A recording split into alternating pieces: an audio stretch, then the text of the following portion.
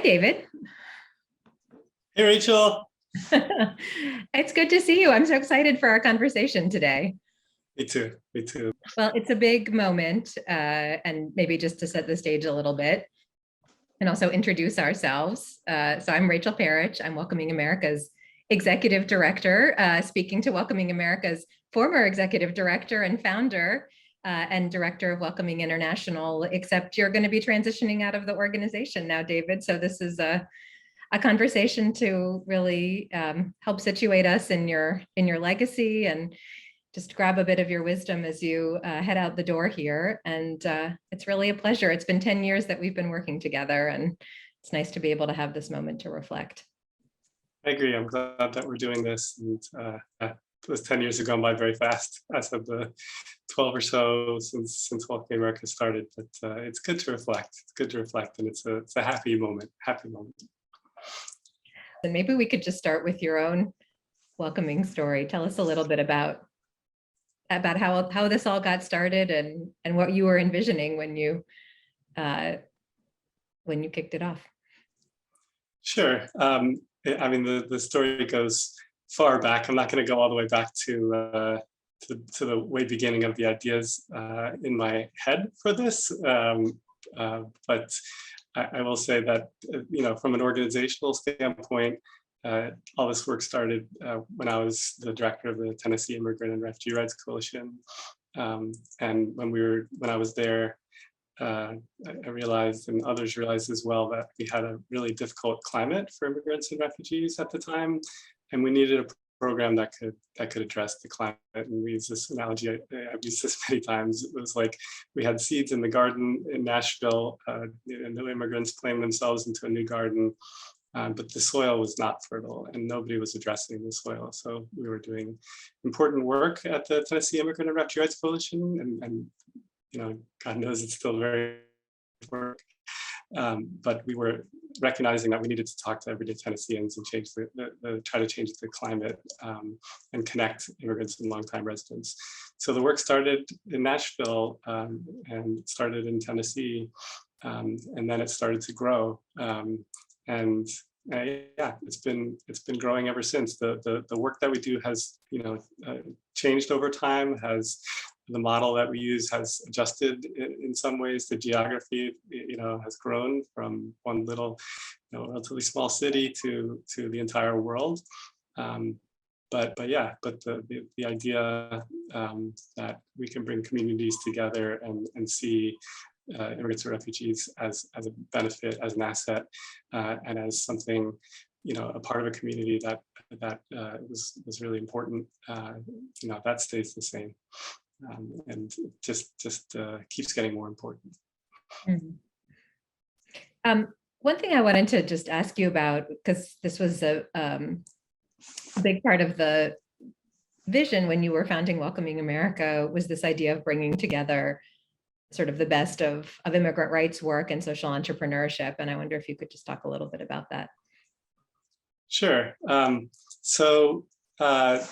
I, have connections into different movements. I'm very interested in social movements, but I've been starting things since I was a little kid. I knew that I was entrepreneurial from a long time ago, and I also knew that I was interested in social justice. And so, those both are part of me, and things that I've, two movements that I've become more connected to over time. And definitely, the social entrepreneurship movement has things that it can bring to the work of immigrant inclusion. Social entrepreneurship, that movement brings a lot of individuals that are bringing in models around how to scale something around the world or around the country, bringing in different types of innovations, different ways to raise funds, just a lot of energy around innovation and scaling, and being thoughtful around resourcing, but maybe not as much connected to social movements and advocacy and justice. And so that's the side of the work that's connected to my work from a long time ago, working in the immigrant rights movement, which is a movement that can, and the social justice movement in general, it's a movement that really listens to and is led by people that are most impacted by the issues. Immigrants and refugees, in our case, have always had a big leadership role in the immigrant rights movement, certainly in the United States. And yeah, the idea that you can empower people and change laws and mobilize tens of thousands of people, as we did in 2006, for example, during a rally in Nashville, and rallies all around the country. And so trying to bring the power of both of those ideas together is something that I've been very passionate about. And Welcoming America really embodies that. We really have, I think, done that in a way that's unique. We've gone again from an idea and a concept and a business plan in graduate school, and then working with Ellen Gallagher as our first employee while I was still at the Kennedy School. It was a business plan that we started, but it was also a social justice plan, really, that we started. And we took those ideas and then tried to bring in over the next, from then until now, bring these ideas from both movements into reality, into an organization that was, had strong values, was connected to the community, had leadership from the communities most affected, but also could scale to over 200 cities in the United States, which is the case with Welcoming America. It could become a movement of people beyond just municipal governments, just nonprofits. Welcoming America is a movement, truly, of people of all walks of life. In all different types of support and contribution roles. But we also have a model that can be scaled, by small towns, by big cities, and in other countries as well. So we've grown to have partners, amazing member partners in Australia, New Zealand, Germany, Spain, Canada, Mexico. And it's going to go further than that. And so, yeah, these ideas that we've sort of incorporated, the idea of a standard. These are all things that can be scalable, but you can't fully scale, in my opinion, if you don't bring in the power of movements and the power of people most directly affected. And I feel like we've done that well, and I'm proud to be part of that. Well, I've been really proud to be part of it too. And I think you've welcomed so many other people in, including the global partners that you just talked about. So can you just share a little bit about the global movement of welcomers and what you've observed there, and why a Welcoming International? Sure. And this, the international welcoming movement is something that makes me very happy. It really started organically, just like the Tennessee work started. Then advocates from Colorado or Nebraska, amazing advocates, reached out to say, we want to do what we want to learn what you're doing in Tennessee and try to adapt it for our local circumstance. And a key part of the welcoming work is also that local ownership is important, and adaptability to local realities is really important. And welcoming has grown in the US, I think, in a large part because we've continued to be flexible and adaptable to different climates and different states or large cities, small towns. And when Australia, Welcoming Australia at the time was called Welcome to Australia, the nonprofit, and the Scanlon Foundation in Australia reached out to us and said, maybe we could try to do this here. I went over there, and it was exciting to see how they took these ideas and made them relevant for the Australian context and brought in Australian stakeholders, and also thinking about the indigenous population much more than we had done, frankly, in the United States. New Zealand, the national government is our partner. They've brought in the indigenous focus of being inclusive to the Maori population, indigenous populations in New Zealand, who were the original welcomers. They've made it core. Even the tagline of their work is in Maori, and so. These are just two examples of how we've learned from international movements. But I just got off a call with our partners in Australia. They're now 65 cities strong. In just a couple of years, they're the fastest growing welcoming movement in the world. New Zealand, $7 million being invested to try to move to half the cities in New Zealand in the next 1 or years from now. And then, yeah, being here in Germany and watching the work thrive and get funding from the national government here and scale to 30 cities, and being here, moving to Berlin 3 years ago as a good place to help the German work, but also as a central location to help all of the international work. Yeah, the UK Inclusive Cities, which is led by Oxford, the Compass program at Oxford has really grown enormously, both in depth and in breadth in the UK. Our national government partners in Canada, and yeah, in Mexico, starting in Mexico City and seeing how we can grow much further into Latin America, which is an area that also certainly needs this work. We have amazing partners all around the world, and these partners bring a ton of energy to welcomers in the United States. They bring new ideas. And I think we're just getting to the beginning of figuring out how to get all the innovations wherever they're happening in the world on welcoming to wherever they're needed around the world. Because there's so much innovation and so many passionate people who want to welcome. And we see this now with the Afghan situation, which is certainly a global situation. People are going to have to really roll up their sleeves and welcome wherever they're from in the world. They're going to have to try to get their governments to welcome. They're going to have to get their communities to welcome.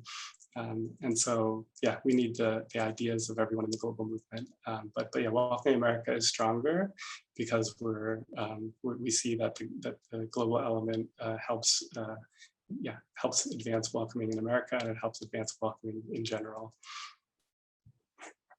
It's so powerful, that just very simple idea of creating a community for people who are also creating communities. And I mean, we've all learned so much from our counterparts in other parts of the world. What are some of the inspiring stories of welcoming efforts that you've seen in your work that bring to life what the potential is of this work?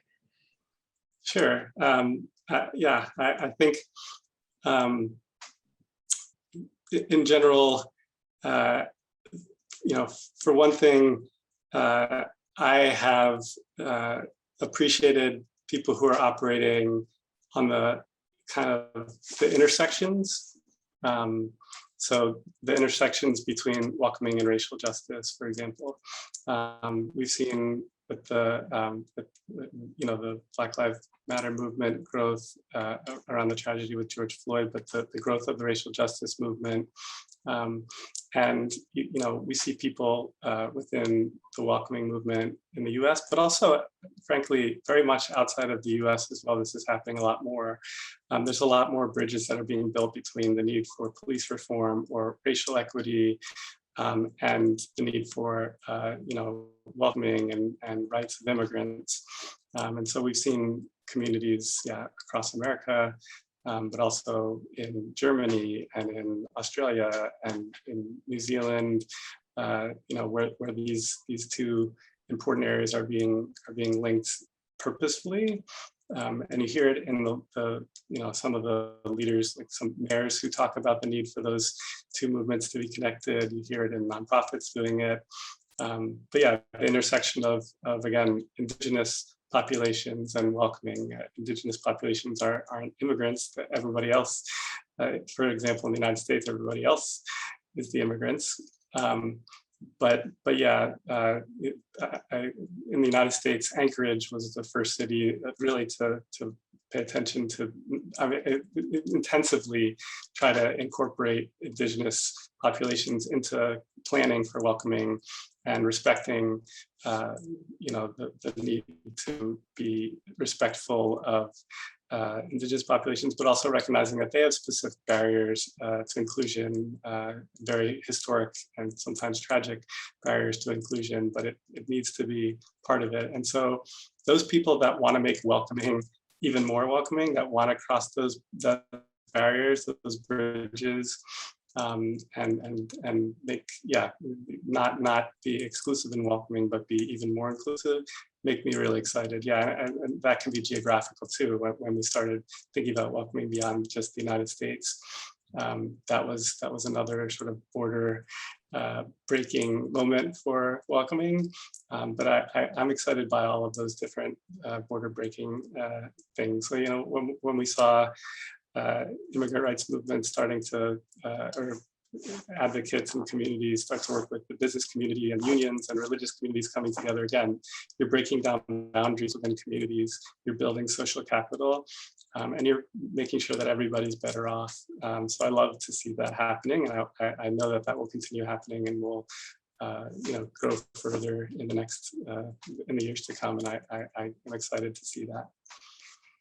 Yeah, me too. And as you were talking, I was just thinking of a friend of mine who is part of the Ho-Chunk Nation sent me this article a week or two ago about the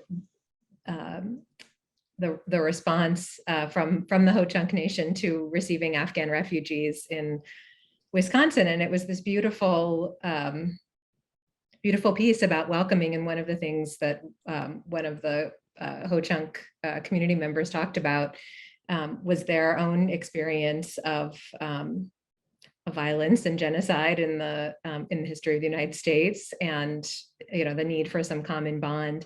And you know, you've been in Germany these last few years, and we've had many conversations about Germany's own reconciliation with its past. I wonder what you've learned from that, and what lessons it carries for this work of building welcoming communities. Sure, and yeah, I was very inspired in 2015 when the German government, not Angela Merkel, but the German population also wanted to step up and welcome refugees in ways that others in Europe, for example, were just not ready to do. And certainly at the time, the US wasn't in the same place. And so yeah, I was inspired by that. Also as a Jewish American, sort of remembering what Germany was known for, and what I grew up with, the stereotypes of what Germany was known for, something really negative when you think about inclusion or whatever is the horrible other end of the spectrum from that we saw. I was inspired to see Germany want to be a model of something really positive in the 21st century.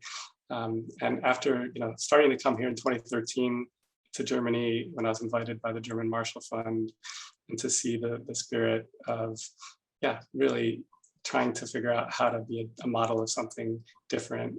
And at the same time, like you said, there's this effort to recognize that there were major sins committed in the past, and talking about that, and not sweeping that under the rug, which is something that a lot of countries, including the United States, are pretty good at.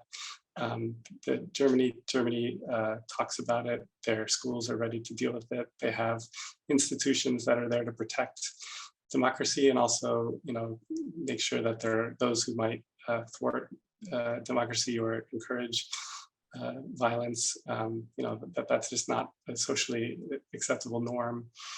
So I've been, it's now been 3 years living here. I've been very impressed with the commitment to democracy, with the commitment to immigrants and refugees, and the commitment to repairing the world and learning from past major mistakes.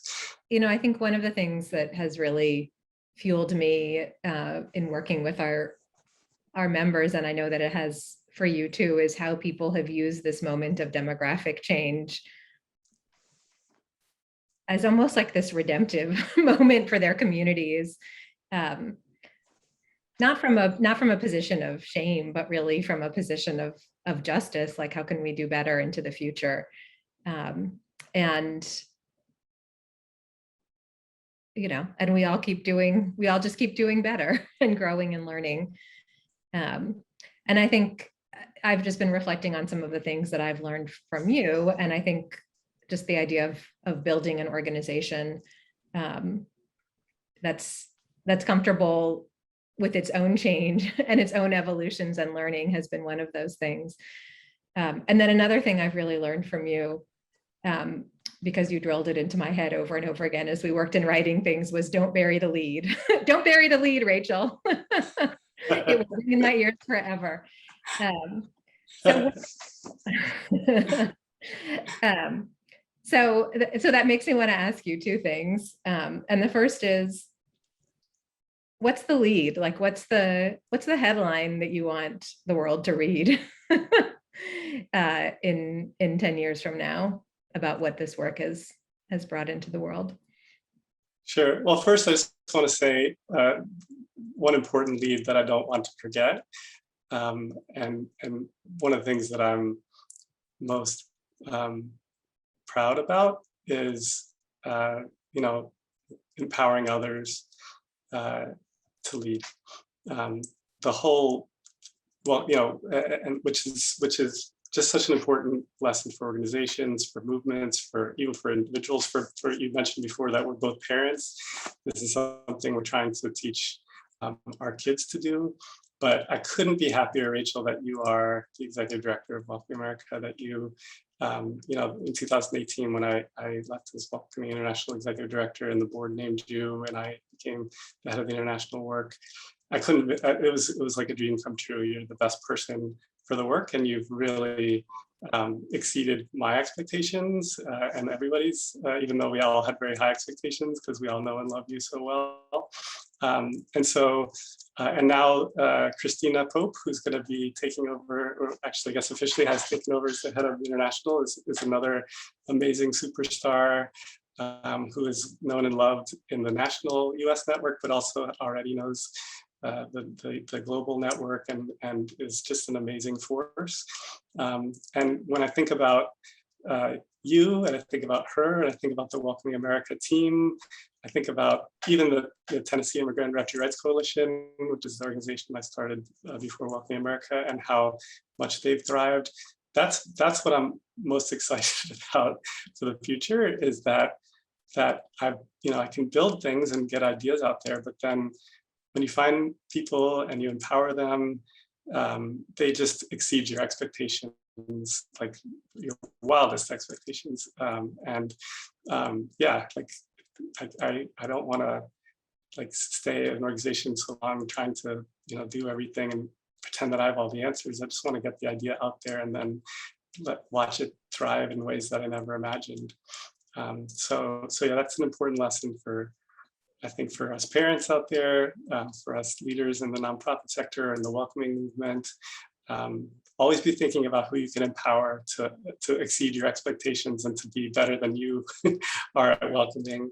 And so yeah, that's a lead. You talked about burying the lead. I don't want to bury the fact that I'm super excited about the welcoming future because of the leadership of the welcoming movement with you, Rachel, with the global movement. Amazing partners, and there's so many great leaders within the welcoming movement, and there's so many great new generation leaders within the welcoming movement. So I feel very, very optimistic for the future. This is a leaderful movement. There are so many people who really are upholding those democratic norms and those values in their communities. And yeah, it's been an honor to work with you, to organize them, to support them, to connect them to each other. And I think we will all pass the torch one day. And I hope you feel confident. I know I do, that there are many people out there who are, eager and willing to take up the mantle of this work. And that, I think, is a great legacy that you leave, David. Thanks. And yeah, I'm amazed.